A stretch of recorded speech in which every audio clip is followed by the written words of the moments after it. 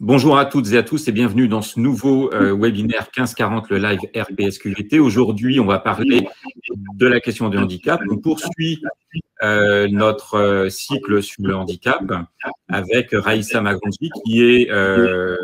Raïssa, vous êtes chargée d'accompagnement social et professionnel et spécialiste de la qualité de vie au travail. Aujourd'hui, donc, le sujet, c'est miser sur les capacités et réussir l'inclusion au travail. Donc, un exposé de 15 minutes et ensuite questions-réponses pendant 40 minutes. Raïssa, c'est à vous.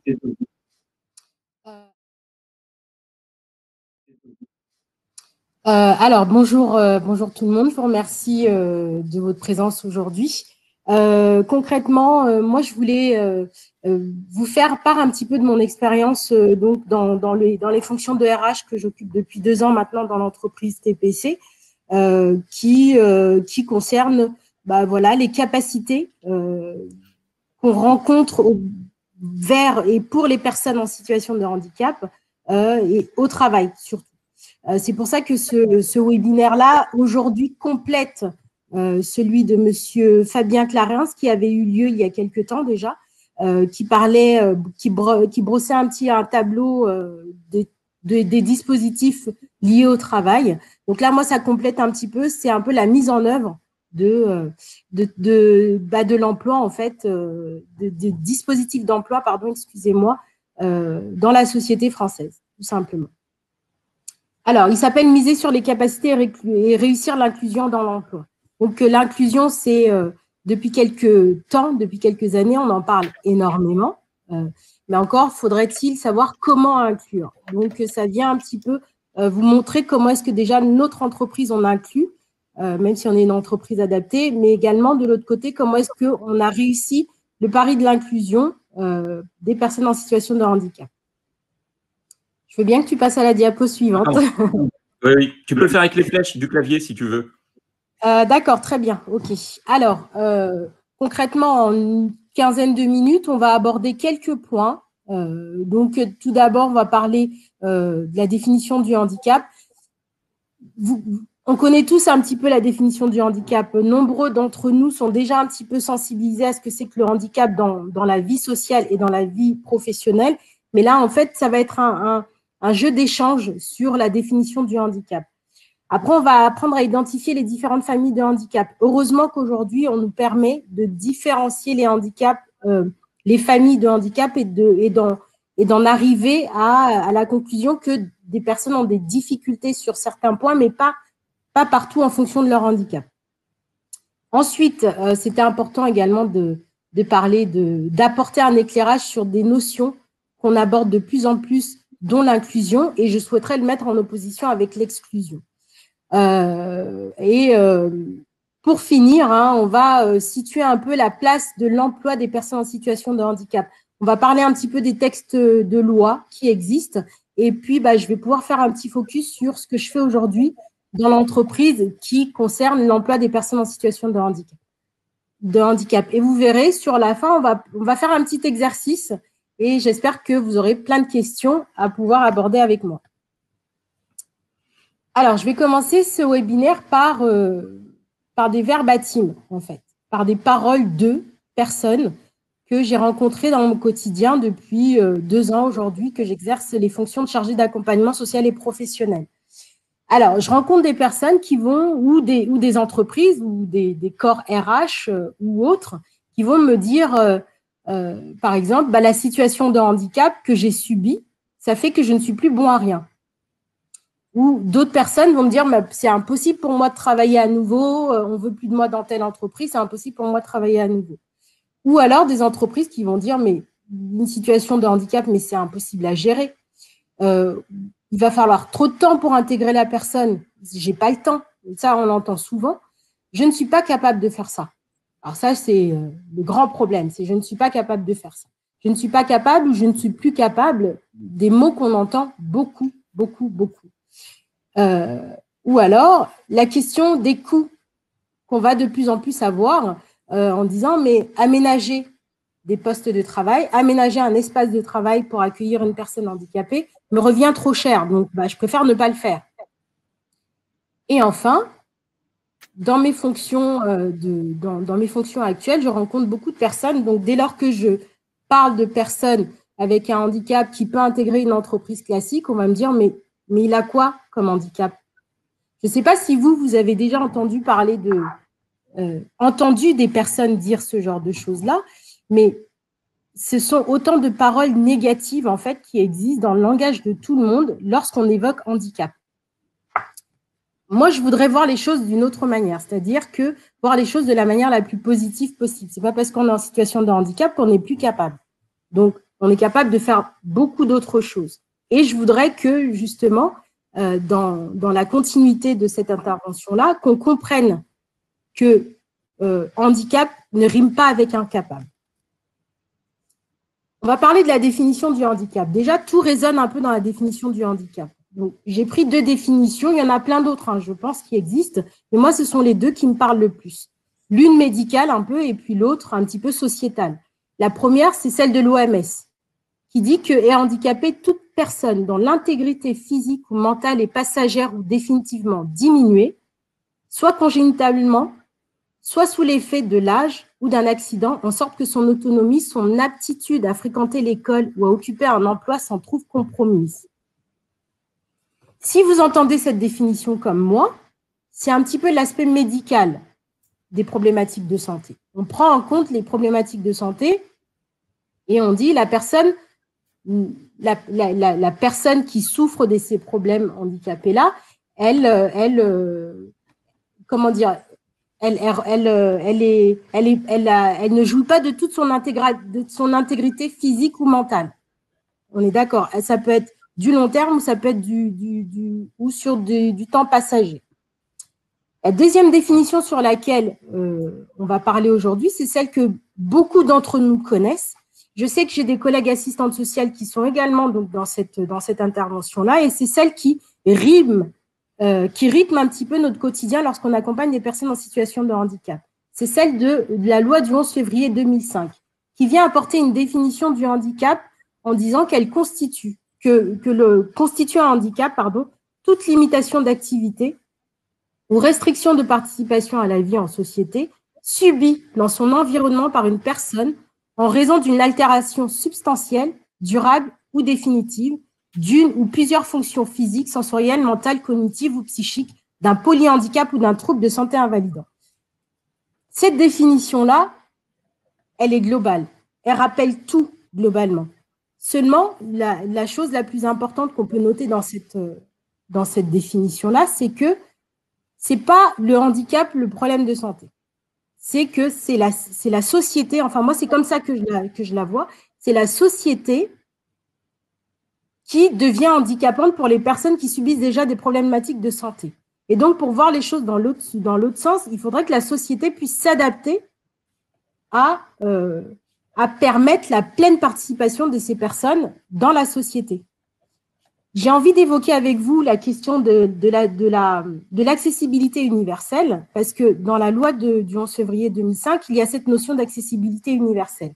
Aujourd'hui, je pense qu'on est tous contents d'adopter des trottoirs qui sont aménagés, on est tous contents d'adopter des escalators, on est tous contents d'adopter des ascenseurs, mais à la base, elle est faite pour les personnes avec une capacité d'accessibilité limitée. Aujourd'hui, on est content de le faire. Demain, on est valide aujourd'hui, on a un accident de voiture, on se retrouve avec une jambe amputée. Et on n'arrive pas à emprunter les trottoirs comme il se faudrait parce qu'il y a une voiture qui s'est malheureusement garée sur la place où j'aurais pu, circuler. Vous trouvez ça injuste? Eh bien, dites-vous que les personnes qui rencontrent une situation handicapante en raison de leurs problématiques de santé trouvent la société injuste par rapport à ça. Donc voilà, donc, je vais passer à l'autre partie également, mais on a une question. Est-ce que vous êtes prêts pour un petit sondage? Alors, Sébastien, qu'est-ce que je fais? Est-ce qu'on demande à tout le monde de basculer vers un sondage? Voilà. Donc, vous allez sur la rubrique sondage et vous avez donc, selon vous, combien de personnes en situation de handicap existent-ils en France? 8 millions, 16 millions ou 12 millions? À vous de voter. Très bien, merci. Alors, Sébastien, tu as vu un petit peu la progression des réponses? Là, on est à 12 millions pour 70% des personnes, 8 millions pour 20% et 16 millions pour 10% des personnes participantes. Voilà, exactement. Alors, pour la question numéro 1, en effet, je crois qu'on est 65 millions de population en France et parmi ces 65 millions, il y a 12 millions de personnes qui rencontrent une situation handicapante. On va voir un petit peu dans le détail tout à l'heure. Par contre, sur la deuxième question de cette intervention-là, regardez bien, je vous demande parmi ces, donc on est d'accord que 70% d'entre nous disent qu'il y a 12 millions de personnes en situation de handicap. Selon vous, il y en a combien qui deviennent handicapés au cours de leur vie? Donc, le nombre de personnes handicapées qui ne sont pas nées handicapées, mais qui le sont devenues, hein, c'est ça? Oui, voilà, c'est ça, exactement. Bon, là, pour l'instant, ce qui se dégage, c'est plutôt 85%. Après, c'est 75 et après, c'est 60. D'accord. Et bien, très, très bien. 45% des participants pensent que c'est 85% des personnes. Eh bien, écoutez, je pense que les participants, enfin, je ne pense pas, les participants ont tout à fait raison de le penser. Une situation handicapante, on rencontre des problèmes qui vont devenir handicapants quasiment tout au long de notre vie. Donc oui, les 85% le prouvent bien, comme je disais tout à l'heure. Il suffit d'un accident de voiture, de vélo, un accident vasculaire cérébral ou quoi que ce soit, on devient handicapé au cours de notre vie. En tout cas, on rencontre une situation qui nous rend en situation de handicap. Donc c'est plutôt pas mal. Ces 12 millions de personnes qui se disent en situation de handicap, il y a 7 grandes familles de handicap, en fait, on va dire ça. On connaît tous ce logo avec le monsieur en fauteuil, là. On le connaît, hein, il a rythmé. Moi, ça fait, j'ai 41 ans, ça fait 41 ans presque que je le vois, quoi, si ce n'est pas… allez, on va dire, ça fait 35 ans que je le vois, ce logo-là. Il prend des formes différentes, il prend des couleurs différentes, mais bon, voilà, il existe donc pour désigner un peu les déficiences motrices. À l'origine, c'était les handicaps moteurs, mais aujourd'hui, de plus en plus, on va aller plutôt vers les déficiences motrices. Ensuite, on a un autre logo qui parle un petit peu des déficiences visuelles, donc les personnes atteintes de cécité ou malvoyantes. Une autre forme de handicap, c'est le handicap auditif. Il y a également la déficience mentale qu'on peut voir. Petit à petit, et je pense que Sébastien va être très content que je le dise, donc le handicap cognitif. Hein. Oui, tout à fait. Oui. Je sais que tu as une expertise sur cette question-là. C'est une autre famille aussi, nouvellement, on va dire, qui se démarque un petit peu de la déficience mentale, que pendant longtemps, on les a associés ensemble, mais pourtant, de plus en plus, on les dissocie. Il y a la maladie invalidante, toutes les maladies invalidantes, et j'ai envie de dire les troubles musculo-squelettiques, les maladies professionnelles, les cancers et autres font partie des maladies invalidantes qu'on rencontre au cours de notre vie. Hein.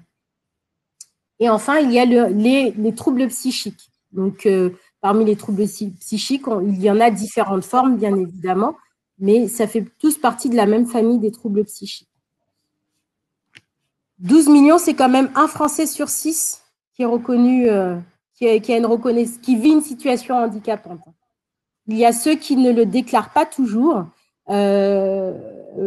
comme étant un handicap subi, mais sachez quand même, donc si on déclare tout, je pense qu'on pourrait facilement dépasser les 12 millions de Français avec un handicap.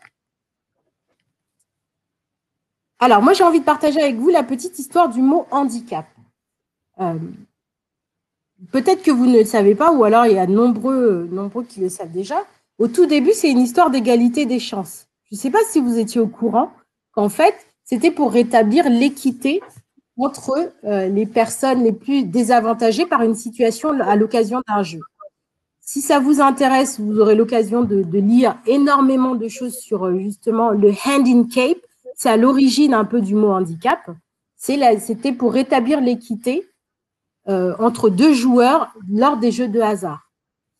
Petit à petit, ce mot-là, handicap, c'est devenu un petit peu pour les jeux, surtout dans le milieu hippique, où l'usage, c'était que le cheval le plus fort partait déjà avec un handicap.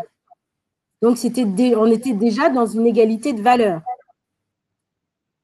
Les siècles passant, les personnes en situation de handicap sont devenues, vu qu'on voyait la faiblesse plutôt que l'égalité des chances, c'est devenu des personnes qui connaissent un désavantage par rapport à l'autre. Donc, c'est resté en fait dans les mœurs que les personnes qui sont différentes des autres connaissent un désavantage. Donc, on a commencé un petit peu à mettre cette notion de désavantage et de désavantage lié au physique, lié au handicap. Et petit à petit, on a commencé un peu à exclure les personnes.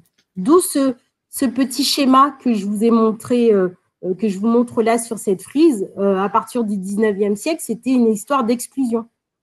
Donc, on exclut un petit peu, on les met un petit peu de côté. Voilà, il y a la société en rond, on est tous normaux à l'intérieur de cette société-là, et ceux qui ne correspondent pas à cette société sont exclus. Au XXe siècle, l'exclusion, ça va un petit peu bien, mais bon, c'est peut-être mieux de les intégrer. Donc, on va commencer à avoir des politiques d'intégration qui vont se faire au fil du temps. Dans cette politique d'intégration, c'est toujours un petit peu, nous, on fait partie de la société, mais il y a une petite partie de cette société qui a un handicap, donc on les met de côté, quoi. Mais ils font toujours partie de la société. Cette logique d'intégration-là, elle existe toujours, et je vais vous dire pourquoi tout à l'heure. Elle existe toujours, et elle est même des fois nécessaire pour pouvoir aller, donc, vous voyez, donc au XXIe siècle, dans une logique d'inclusion. La logique d'inclusion veut que il n'y a pas de place à la différence, il y a de la place pour les différences, il y a de la place pour la diversité, et qu'on doit s'adapter. L'inclusion, c'est ça, c'est que la société s'adapte pour pouvoir mieux accueillir, mieux travailler ou mieux faire participer les personnes. Donc, je vous parlais de la logique de l'accessibilité universelle, surtout gardez ça en tête tout le temps, hein, parce qu'aujourd'hui, ça profite à tout le monde, mais à la base, c'est quand même fait pour une catégorie de la population. Alors, le cadre législatif lié à l'emploi. Je vais faire un bref passage là-dessus parce que Fabien Clarins avait déjà plutôt bien parlé de ce cadre législatif. Ça commence donc en 87 avec la mise en place de l'AGFIP, la création de l'AGFIP, qui oblige un petit peu les sociétés, les grandes entreprises les entreprises de plus de 20 salariés à recruter obligatoirement 6% de personnes en situation de handicap, ou alors, ou à les maintenir en tout cas dans l'emploi. Donc, si on ne répondait pas à cette obligation-là, on est tenu de payer une taxe dans un fonds. Ce fonds-là, c'est l'AGFIP. Et l'AGFIP, avec ces fonds-là, elle va construire une société plus inclusive pour les personnes. Donc, elle va compenser le handicap pour qu'on soit quasiment tous au même niveau. Quelques années plus tard, grâce à la loi de février 2005, il y a eu donc la création des FIP, HFP. Donc, c'est la même chose pour la fonction publique. La même chose que l'AGFIP pour la fonction publique. Et depuis 1 an environ, 2 ans, pardon, excusez-moi, 2 ans et demi même, il y a la loi pour la liberté de choisir son avenir professionnel qui dit, nous, on va encore déjà réformer pas mal de choses. L'OETH est bien trop vieille, on va la réformer. Mais vu qu'on a envie de passer de l'intégration à l'inclusion, on va faire en sorte de créer des dispositifs pour pouvoir passer de l'inclusion à l'intégration, de l'intégration à l'inclusion. Et là, les entreprises ne pourront pas dire, souvenez-vous des verbatims que je disais tout à l'heure, je n'ai pas assez de temps, peut-être des personnes pas qualifiées, j'ai pas assez d'argent pour pouvoir aménager les postes et tout ça. Non. Aujourd'hui, la société veut inclure. elle va mettre en place les moyens et les dispositifs pour inclure. Et elle crée des dispositifs comme le CDD tremplin. C'est celui que je pilote aujourd'hui. Et pour passer de la logique d'intégration à l'inclusion, les entreprises adaptées comme TPC, je vais passer… Ah bah mince. Bah attendez, on va parler de ça tout à l'heure. Les entreprises adaptées intègrent des personnes au sein de cette société, de la société française, les préparent à devenir, à être intégrées dans un milieu classique de travail. D'accord? Alors là, il y a un autre sondage, Sébastien, je vais le passer. Donc, toutes les réponses sont à peu près à équivalent. Alors, les deux premières qui se dégagent un peu, c'est la capacité d'adaptation au sens de l'effort. D'accord. C'est ce que j'ai mis également, en fait. C'est ce qui m'a semblé… J'ai pas compris. Ouais. Ouais. C'est la capacité d'adaptation et le sens de l'effort qui se dégagent avec la patience. Et c'est exactement ce que j'ai mis aussi, la capacité d'adaptation et le sens de l'effort. C'est ce qui m'a semblé le plus probable. Oui. Alors, tout à l'heure, je vous ai dit que demain, vous rencontrez une situation handicapante, vous êtes amputé d'une jambe, de la jambe droite, vous allez tout faire pour vous adapter davantage sur la jambe gauche. Donc, ça vient un petit peu corroborer ce que vous avez mis là, en effet. Donc, on rencontre une situation handicapante, on est capable de s'adapter à une nouvelle situation. Dans le cas, par exemple, des personnes avec une maladie invalidante qu'on a vu tout à l'heure, j'ai pendant très longtemps utilisé mes épaules et que aujourd'hui, je souffre des deux coiffes de rotateur, on va dire, j'ai quand même une capacité d'adaptation sur un autre type de poste où je n'ai pas besoin de solliciter mes épaules. Et forcément, le sens de l'effort vient également parce que si je suis jeune, si j'ai 40 ans et que mes problèmes sont survenus quand j'avais 40 ans, je vais davantage faire d'efforts pour pouvoir rester dans la situation de travail. Il y a également la question de la patience aussi. C'est très, très bien la patience parce qu'on apprend à devenir patient. Et de toute façon, j'ai envie de dire, on n'a même pas le choix que de devenir patient lorsqu'on vit des situations comme ça parce que le monde à côté continue de tourner et ils ne nous comprennent pas. Donc, on est obligé de montrer de la patience. L'anticipation et l'organisation aussi, lorsque c'est une personne qui a été amputée, qui dépend, par exemple, des transports et qui habite à 1 heure de route de son lieu de travail, sachez que c'est la première qui sera là tous les jours à l'heure, quoi. Donc, au niveau de l'assiduité au travail, c'est ce qu'on voit. On va voir des personnes qui sont organisées avant, qui ont pris tel bus, même s'il a fallu se lever à 5 heures du matin pour être au travail à 7 heures, elles sont là avant tout le monde et assises sur leur poste de travail. Et le respect de la différence aussi. Alors là, j'ai envie de dire moyen. C'est-à-dire que toutes ces réponses sont bonnes à prendre. Le respect de la différence, déjà à la base, dans une société normale, on se doit de respecter la différence. Mais attention, dans le milieu dans lequel j'évolue aujourd'hui, on va respecter la personne. On va savoir qu'elle est différente de nous déjà parce qu'elle vient travailler dans le style d'entreprise dans laquelle je suis, mais on va prendre sa différence comme un atout pour l'entreprise. Donc, en fait, en gros, c'est pas parce que tu es différent de moi que tu dois pleurer sur ton sort.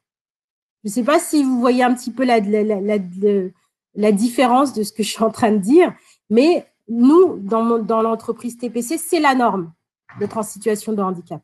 C'est la norme d'être différent. Donc, il y a déjà ce respect qui est de vigueur. Il s'est déconnecté. Alors, ça tombe bien, je fais la petite liaison avec l'entreprise TPC. Donc, qui sommes-nous? Nous sommes une entreprise adaptée. Nous sommes dans la région Centre-Val de Loire, dans le Loiret.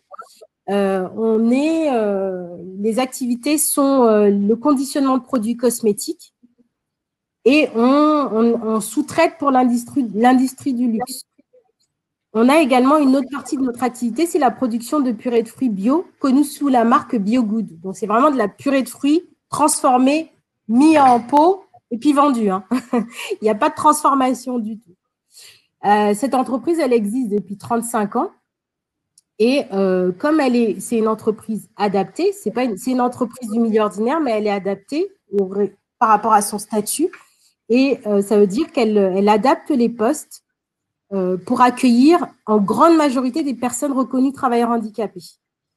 Donc, c'est notre plus-value, en fait. On réussit à travailler dans notre secteur, à répondre à des commandes clients dans notre secteur, parce qu'on mise sur la capacité des personnes handicapées à le faire. On a implanté sur 3 sites, donc à Saint-Jean-de-Bray, à Saran et à Milly. L'effectif, comme je vous l'ai peut-être pas dit, mais on est à environ 250 salariés.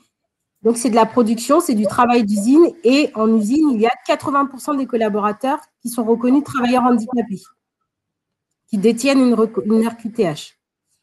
L'entreprise, aujourd'hui, et en plus, en fait, c'est déjà dans son ADN, son rôle, c'est d'accompagner les collaborateurs dans leurs projets professionnels. Ou également, créer la passerelle entre les employeurs, avec les employeurs privés ou les employeurs publics. Et moi, c'est ce que je fais dans ma fonction aujourd'hui, c'est je crée la passerelle, je mise sur les capacités des personnes, je crée la passerelle entre notre entreprise à nous et vers les entreprises dites classiques. Justement, il y a la petite vidéo que je voudrais vous faire passer. Je ne sais pas si tu peux la passer, la vidéo. Bien sûr, on va aller la chercher. Je suis chef de groupe chez TPC depuis 22 ans. C'est un dispositif où on entre et on va sortir à un moment donné. Je m'appelle Christine, j'ai 52 ans. Ça fait depuis décembre 2019 que je travaille chez TPC. Assistante maternelle pendant 13 ans. Je fais du conditionnement, je fais de l'approvisionnement de lignes, je fais de la mise en carton, je fais du contrôle. Le tremplin, c'est, comme on peut dire, un tremplin pour autre chose. Je m'appelle Thierry Youp, j'ai 51 ans et je suis issu initialement de la restauration puisque j'ai travaillé à peu près 20 ans en tant que responsable restauration.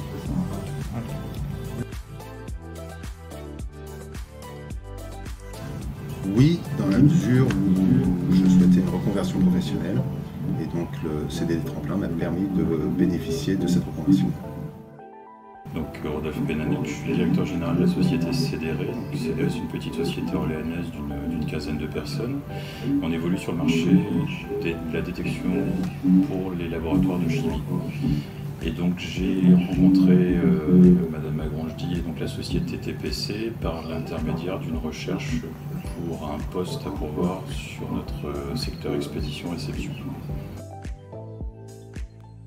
On avait reçu donc le CV d'une manière par email, comme une candidature spontanée par votre intermédiaire. Et donc le profil nous a intéressés assez rapidement. Il a fait partie de la shortlist où on l'a rencontré dans le même cadre que les autres candidats qui avaient postulé pour ce poste. Alors le handicap de Thierry n'a pas été évoqué plus que ça pendant l'entretien, puisque son profil ainsi que les indications que vous m'aviez données en envoyant le CV étaient clairs sur le fait qu'il y avait quand même une bonne adéquation entre le poste proposé et le profil de Thierry et ses capacités sur ce poste-là. C'est-à-dire que le handicap n'a pas particulièrement été évoqué. Je lui ai dit tout de suite qu'il n'y avait pas de problème à évoquer éventuellement des limitations s'il y en avait.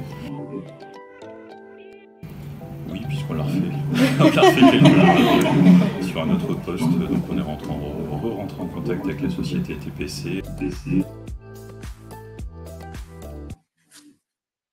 Vous avez pu voir sur cette vidéo-là un échange avec des personnes qui avaient des métiers avant, qui ont subi un problème de santé assez grave et qui ont dû se reconstruire et qui se sont servis du tremplin en fait pour pouvoir se reconstruire. La femme qui vous a expliqué qu'elle était nounou avant, aujourd'hui, qui lui crut qu'un beau jour, elle travaillerait dans le conditionnement à développer d'autres capacités, à s'adapter différemment, à mobiliser son effort sur d'autres choses que sur la garde d'enfants, qui mobilise, et on le sait, hein, ça mobilise énormément d'enfants, de ressources. Donc là, tout ça pour dire que la capacité des personnes, de manière générale, est non négligeable, en fait.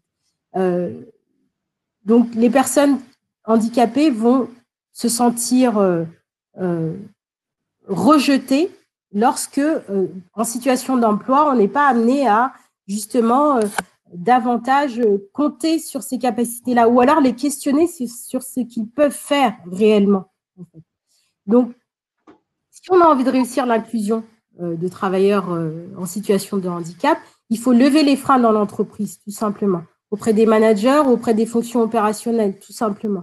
Parce que c'est eux qui seront amenés à travailler au quotidien avec les personnes. C'est eux qui seront amenés à les monter en compétences régulièrement. Une entreprise également qui a envie de miser sur l'inclusion va instaurer une politique d'inclusion pour pouvoir penser l'inclusion en amont et perpétuellement s'adapter à la singularité des situations. J'ai envie de dire, dans une entreprise, même si c'est une petite entreprise de 5 personnes, 15 personnes, 20 personnes, on est tous différents. Donc, si la différence ne pose pas un problème, alors le handicap ne devrait même pas poser un problème aussi, parce qu'on s'adapte à l'autre. On sait que si cette personne-là, dans l'entreprise, il est grognon, on va s'adapter à lui pour qu'il soit moins grognon. Donc, c'est exactement la même chose avec une personne handicapée qui est intégrée dans le travail. Sensibiliser les acteurs aussi en entreprise sur le handicap. Il y a des événements qui existent de plus en plus pour se familiariser avec le handicap, pour se familiariser avec les autres qui subissent la situation handicapante.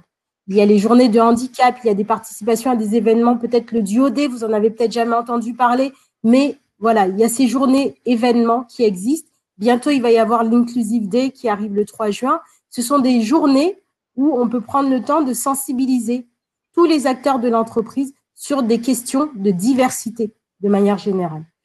Bénéficier d'aide financière, ça permet d'accueillir les personnes dans les bonnes conditions.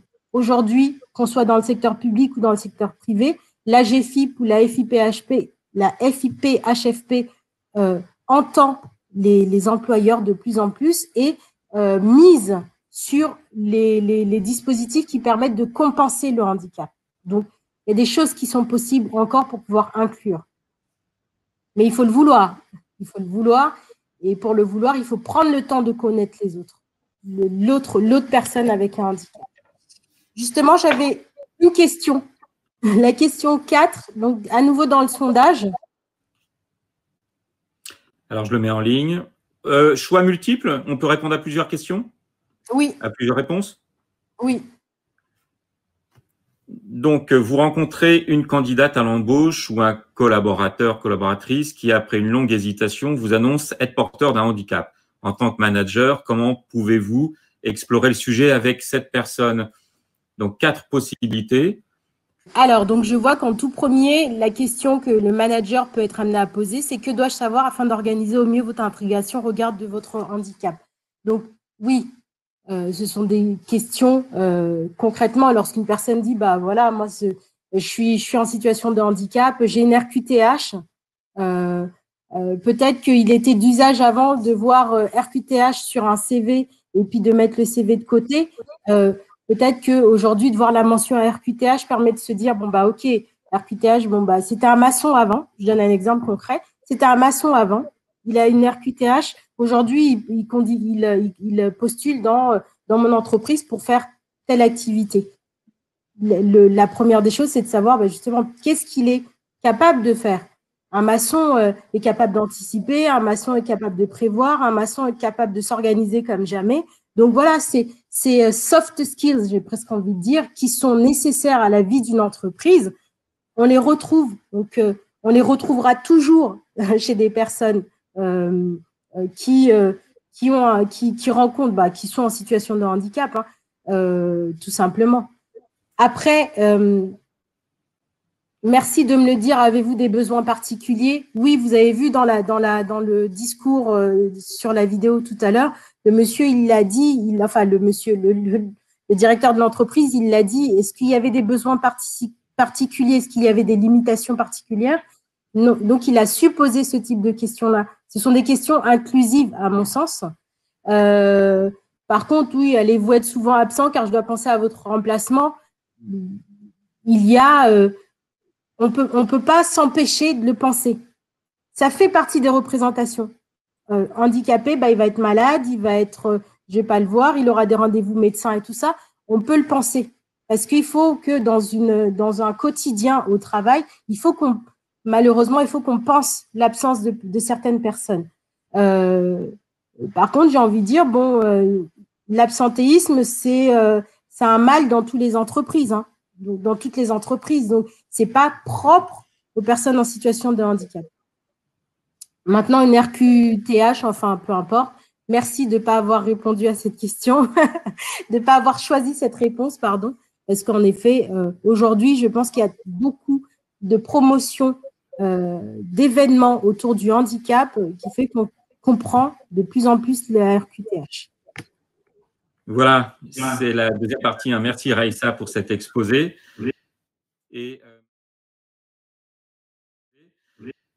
Et maintenant, deuxième partie donc de la session avec vos questions à poser si possible dans la rubrique questions de la plateforme. Moi, en fait, en attendant que les personnes commencent à présenter les leurs, j'ai en fait une remarque à vous faire, Raïssa. L'OMS, dans les définitions que vous avez présentées, restreint la question du handicap à l'école et au monde du travail. C'est-à-dire, en fait, on pourrait dire presque à la formation et puis à la productivité, à l'autonomie. Alors, on pourrait se demander qu'en est-il à la retraite lorsqu'on n'est plus en situation d'apprentissage ni de travail? Est-ce qu'on ne devient plus handicapé au regard de la définition de l'OMS? Alors, là l'OMS a pris en compte peut-être une part de la population. C'est pour ça que je ne me retrouvais pas trop dans la définition de l'OMS. Mais si, oui. Au contraire, le vieillissement, on le sait très bien que le processus de vieillissement va amener des difficultés, des problématiques de santé qui va nous rendre de plus en plus handicapés. Enfin, pas de toute façon, c'est pas une éventualité, mais on rencontre des situations de handicap par la perte d'autonomie.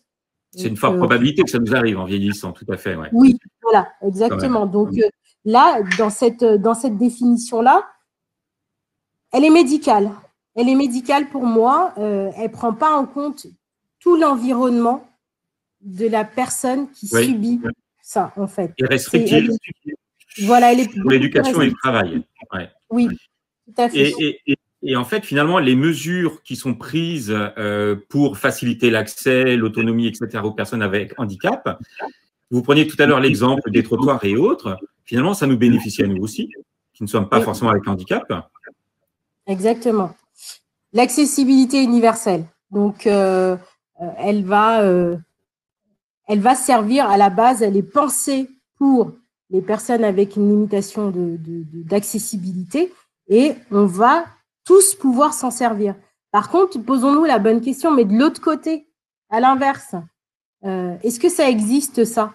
J'ai envie de dire, lorsque une société est faite que pour les droitiers, est-ce qu'on va essayer pour les personnes qui utilisent la main droite, est-ce qu'on va essayer de créer une société pour les gauchers? Je suis moins sûre de ça. Donc, oui. Pardon? Oui, je disais oui, tout à fait, la question droitier et gaucher. Même le couteau à pain, par exemple, il est fait pour des droitiers, pas pour des gauchers. La plupart des ciseaux sont faits pour des droitiers, pas pour des gauchers, alors que c'est un outil usuel courant. Ouais. Voilà. Donc, on va créer des situations pour que tout le monde puisse participer à la vie sociale, mais à la base, c'est pensé pour les personnes avec une mobilité réduite. Et ça devient pour tout le monde. Voilà. Alors, dans les questions, il y a Farah qui vous demande comment définir un aménagement raisonnable. Parce qu'effectivement, les aménagements, on pourrait aller peut-être d'un minimum à un maximum. Et à un moment donné, on ne peut pas forcément tout faire. On n'a pas forcément les budgets pour tout faire. Comment on arrive à définir ce qui va être raisonnable pour telle personne avec tel type de handicap? Alors, ce n'est pas l'entreprise réellement qui peut le faire. Seule, en tout cas. Ce n'est pas l'entreprise réelle qui peut le faire seule. Il faut d'autres personnes à côté. Et puis, en plus, il faut également inclure la personne dans cet aménagement-là. Pour toujours donner des exemples, j'aime bien les exemples, ils sont tellement parlants. Je suis en train de perdre ma capacité, je suis en train de souffrir de cécité, on va dire ça. suis en train de perdre la vue. Je fais du travail administratif régulièrement. À votre avis, qu'est-ce qui va être raisonnable à mettre en place pour aménager la situation de travail de la personne? Il va me falloir un clavier adapté. Il va me falloir un écran adapté. Il va me falloir des sons 2 fois plus adaptés parce que on va développer d'autres formes de capacités. On va peut-être davantage développer l'ouïe ou quelque chose comme ça. Mais en fonction de la situation, on va prendre le temps de faire un diagnostic large pour pouvoir maintenir la personne en emploi. Mais tout seul, on ne peut pas le faire. Tout seul, c'est impossible. Alors, Farah complète la question en demandant finalement qui peut évaluer ses capacités de la personne au regard du poste à pourvoir. Et Emmanuel dit le médecin du travail, ou est-ce que quelqu'un d'autre de l'extérieur peut aider? Le médecin du travail peut faire des préconisations. Ça, c'est sûr et certain. Il y a des personnes de l'extérieur qui sont davantage habilitées à faire ce diagnostic-là. Donc, il y a des consultants qui existent. L'avantage d'être avec un ergonome, l'ergonome peut très, très bien dire, dans cette situation-là, pour lui faciliter les choses, il va lui falloir tel type de clavier. Vous savez, pour les personnes atteintes de cécité, il y a des claviers qui sont spécifiques, avec un son pour pouvoir accompagner le fait qu'on tape au clavier et tout ça. L'avis d'un ergonome est important, complété par celui du médecin du travail. Et si l'entreprise est d'accord, tout est possible. Tout est possible. Cap Emploi, alors je vois dans les réponses, il y a également Cap Emploi. Cap Emploi, pour moi, c'est l'acteur avec qui je travaille le plus. Mais oui, Cap Emploi a beaucoup de dispositifs qui peuvent venir faire le diagnostic dans l'entreprise. Il y a beaucoup de consultants ou de chargés de mission dans les Cap Emploi qui vont en entreprise et qui regardent un petit peu la situation de travail avant que la décision fatidique ne tombe, licencié pour inaptitude à tel et tel poste. Souvent, les Cap Emploi rentrent dans les entreprises et puis regardent la situation de travail sur plusieurs temps peut-être et font leur diagnostic aussi. Voilà. D'accord. Est-ce qu'une maladie invalidante peut être passagère, par exemple des troubles musculo-squelettiques sur un métier, et donc on va avoir une invalidité au poste de travail, et puis ça peut disparaître plus tard, auquel cas… parce que, par exemple, est-ce que les MDPH donnent une reconnaissance de qualité de travailleur handicapé à vie, ou en fonction des causes du handicap, ça peut être revu à 5 ans, 10 ans, 15 ans? Alors, j'ai envie de dire, lorsqu'on a passé 20 ans à solliciter des articulations, ça m'étonnerait que juste un arrêt d'1 mois soit suffisant pour pouvoir… voilà. Donc, dès lors qu'il y a un trouble qui s'annonce quelque part dans notre corps, il est préférable de reconnaître ce trouble-là comme handicapant par rapport à la situation de travail. Les TMS ne disparaissent pas malheureusement. J'adorerais que ça disparaisse, mais dès lors qu'ils sont installés, ils ne disparaissent pas. Par contre, on peut les limiter. On peut les limiter. Donc, en les limitant, on réduit la fréquence d'apparition ou d'aggravation du trouble. En fait, c'est ça. Par contre, oui, la MDPH va reconnaître de plus en plus des limitations. Il va y avoir des reconnaissances à vie. Je vois ça de plus en plus arriver, sans limitation de durée. C'est que le handicap, vu sous le regard de la MDPH, ne va pas s'arranger, quoi. Au contraire. Voilà. D'accord. Vous vouliez proposer un exercice, une mise en situation? Oui, c'est ça, je veux bien. Alors, je vais tout réexpliquer, mais je veux bien… Voilà. Alors, je vais vous proposer… j'aimerais bien que vous partagiez un petit peu mon quotidien. Dans mon quotidien, je suis amenée à faire des recrutements de personnes et à créer des offres d'emploi aussi. Et vu que je suis dans une entreprise de conditionnement, je voudrais que vous jouiez un petit peu aussi au jeu de l'offre d'emploi et que vous vous exerciez. Vous avez 5 minutes à peu près pour faire ce jeu-là. Alors, pour vous le lire, donc, c'est quoi? C'est vous travaillez au sein d'un service RH d'une entreprise classique dont les activités sont le conditionnement de produits cosmétiques. Vous êtes amené à rédiger des offres d'emploi correspondant à vos besoins de recrutement. Actuellement, vous êtes à la recherche d'un chef ou d'une chef d'équipe de 12 personnes pour gérer les dossiers de production. Maintenant que vous avez été un peu sensibilisé sur l'inclusion des personnes en situation de handicap, vous souhaitez que l'offre d'emploi que vous allez publier soit la plus inclusive possible. Est-ce que vous avez, voilà, vous disposez de 5 minutes, tranquillement dans votre coin, 5 minutes pour pouvoir rédiger une offre d'emploi fun ou inclusive, ou voilà, pour qu'on puisse éventuellement, bah voilà, quelqu'un va s'essayer un petit peu à ça après et voilà. On va en discuter. Je vous propose que vous la rédigez puis vous la mettiez dans le chat et puis je vais les lire alors anonymement hein, si vous voulez, il n'y a pas de problème. Et puis à partir de ça, Raïssa va pouvoir commenter, faire des suggestions, des propositions. Donc voilà, vous avez 2-3 minutes pour rédiger.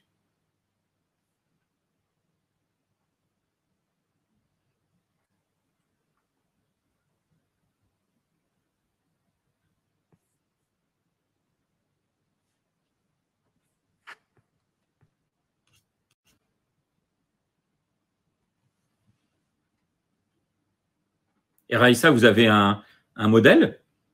Vous en avez rédigé une aussi pour nous la proposer? Alors, non, j'en ai, tout un temps, j'en ai rédigé une, mais là, non, je voulais qu'on le fasse ensemble. Oui. On va le faire ensemble.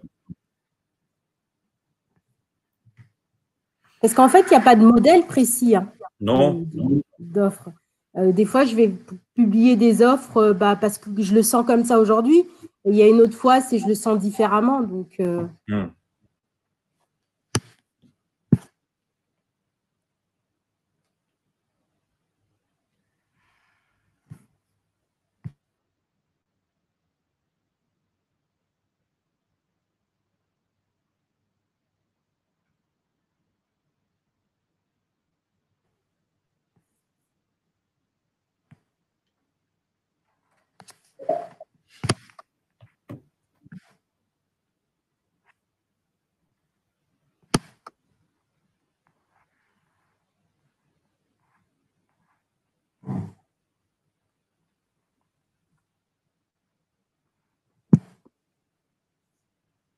alors, j'ai vu, il y a Nelly qui, dans la question, a dit une RQTH pour cancer peut être attribuée temporairement.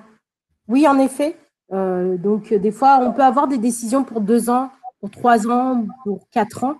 Donc, c'est pour voir en fonction de l'évolution des maladies. C'est pour ça que c'est évalué temporairement. Mais s'il y a encore une faiblesse quelconque au-delà de ces 2 ans ou de ces 3 ans, un dossier peut être refait auprès de la MDPH et en effet, la MDPH va dire, au regard des nouveaux éléments que le médecin il a dit, on peut très très bien se dire qu'il y a encore une situation de handicap. Donc en fait, la question du handicap n'est pas forcément quelque chose de définitif. Il peut y avoir des choses qui soient transitoires, alors que peut-être que dans l'esprit, comme ça, dans l'opinion commune, on a tendance à penser à un handicap comme quelque chose de définitif et durable. Alors, c'est la dernière, ça a bugué un petit peu de mon côté. J'ai dit de manière définitive et durable. Définitif. L'opinion publique pourrait penser que comme ça, le handicap, c'est quelque chose de durable qui est à vie. En fait, pas forcément. Non. C'est vraiment au regard des éléments que le médecin va apporter, que la MDPH va porter cette décision, dire si c'est peut-être irréversible ou pas. Et donc là, ce sera sans limitation de durée. Alors, une première proposition donc d'annonce. L'entreprise X du secteur du conditionnement en produits cosmétiques recrute un ou une chef d'équipe, homme ou femme, pour l'encadrement d'une équipe de 12 personnes. En fait, il n'y a pas… le poste est ouvert à tous. Oui. Il n'y a pas de restriction. Le fait que ça soit inclusif, est-ce que ça peut être inclusif simplement par le fait qu'on n'induise pas de restrictions? Alors, Est-ce que ça peut être inclusif par défaut, en fait? Par défaut de restriction? Par défaut de restriction, alors je vois pas très bien où est-ce que tu veux en venir, mais ce que je veux dire, c'est que, par exemple, des fois, je vois et puis on le met. C'est-à-dire que là où ça va, par exemple, dès lors qu'on va faire une offre d'emploi et qu'on dit charge lourde régulière, déjà, si on est en situation de handicap et qu'on sait qu'on ne peut pas porter plus de 10 kilos, on ne va pas pouvoir, comment dire, on va pas pouvoir postuler. Parce qu'on se dit, bah, il y aura des charges lourdes régulièrement et tout ça. Oui, mais charges lourdes, on ne sait pas de quelle charge lourde on parle. Est-ce qu'on parle il faudra indiquer le poids à ce moment-là, c'est ça? Voilà, pourquoi pas. Port de charge de 5. Port de charge jusqu'à 5 kilos, jusqu'à 10 kilos.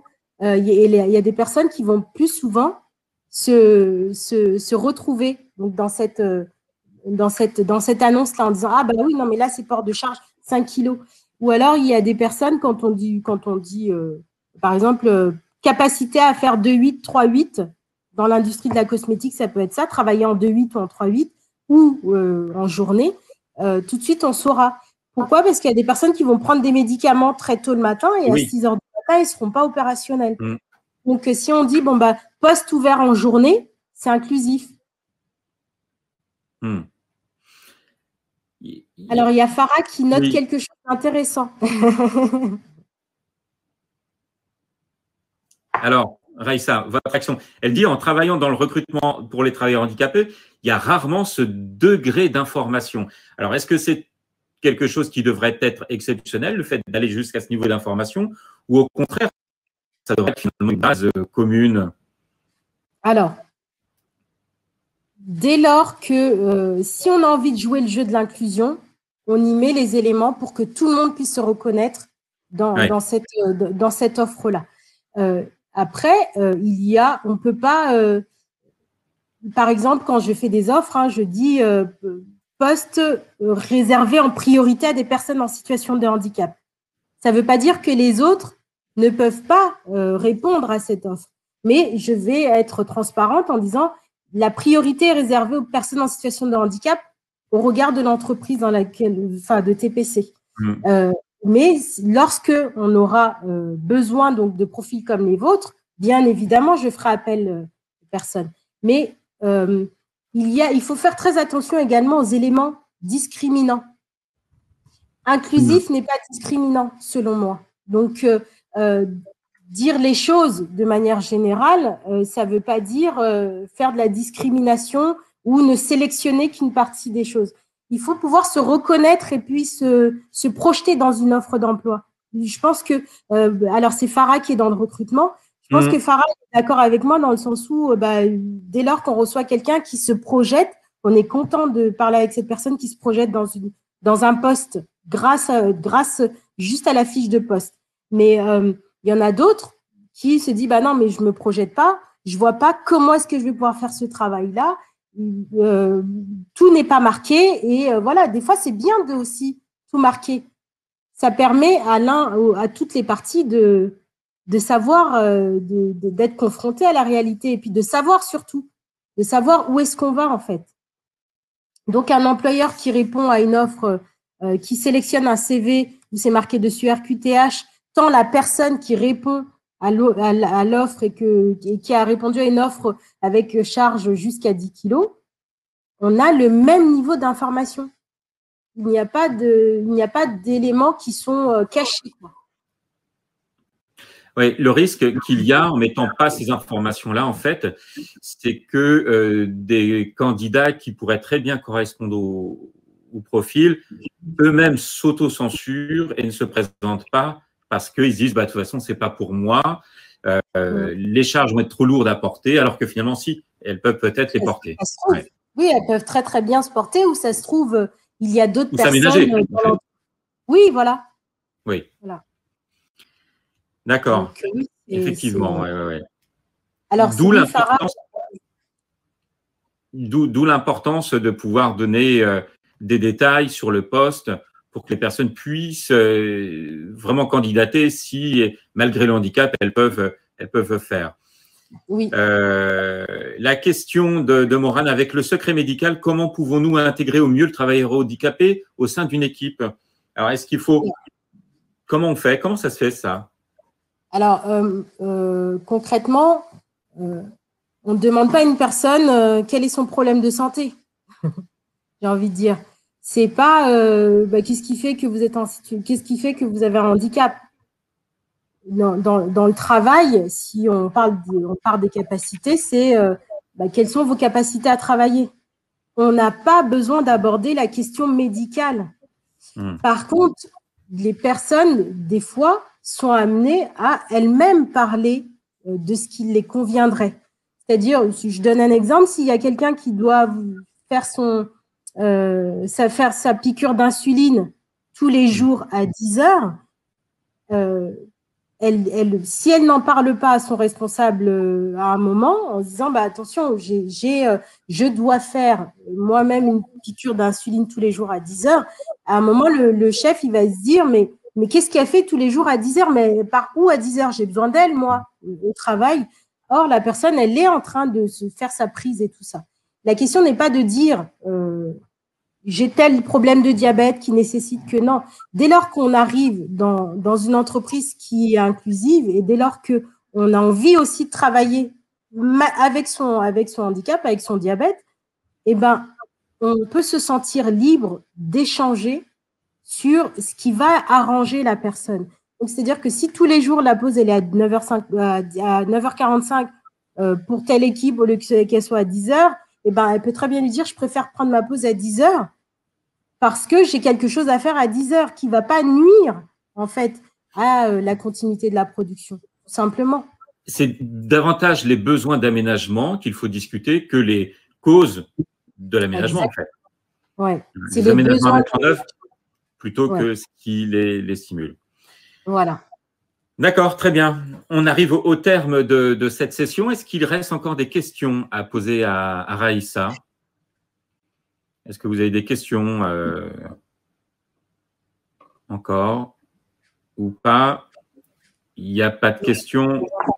Très bien. Il me reste alors à remercier Raïssa pour cet exposé et puis cette mise en situation qui finalement nous montre combien des choses qui nous paraissent peut-être parfois pas forcément nécessaires et utiles à préciser dans une annonce peuvent l'être pour pouvoir permettre cette inclusion des travailleurs avec handicap.